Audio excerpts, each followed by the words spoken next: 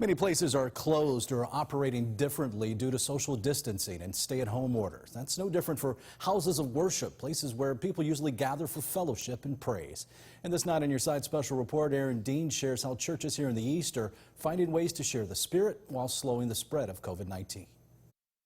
These empty pews are reality for most Eastern North Carolina churches. Their mission of faith and comfort are staying the same, but now more important than ever. From the thousands in the flock at Koinonia Christian Center in Greenville. When we first heard of all of this and the need, we shut down immediately for the safety of the congregation. To the dozens at Corey's Chapel in Winterville.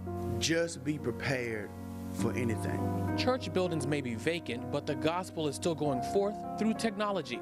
They're sharing services, Bible studies, and ministries online. We do Zoom. We also do Facebook Live, Instagram Live. With so many people hurting, sick, alone, and in need, churches are still providing healing and comfort. The message of the Bible and the message of Jesus never changes. Wave Church Greenville pastor Josh Newton says the coronavirus is a challenge, not an obstacle. And so the truth that was relevant yesterday is still relevant today and tomorrow, regardless of what the circumstance and situation is.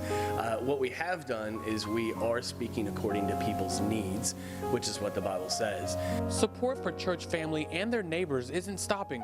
And we are partnering with local businesses, and we are giving those gift cards to people who are on the front lines in the health community. Bishop Rosie S. O'Neill of Koinonia Christian Center says she's seen some positives in these uncertain days. Family time increased, people. We've had family game nights on Facebook, and it's been an opportunity for families to get back to more wise spending, for people to bring their daily devotions really into their homes more, to have family worship. Pastors say this is a time for people to realign their focus and faith. For Pastor Jay Cotton, there's a lesson from the Bible story of Peter when he tried to walk on water. And people have to hear that reassurance about what God is doing for the people, to know that the same God that was doing things back then is the same God that's going to be doing it now. Faith leaders say this is a time to pray for health, safety, well-being for all, and the return of fellowship.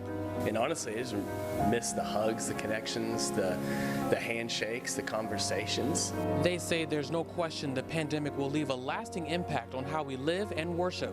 I think it's going to cause all leaders not just to go deeper into prayer to ask the Lord's leading, but to sit down at the table and say, now, how can we position ourselves if something like this ever occurs again? And how do we reach people in this interim who are afraid to begin to come back out? How can we serve them?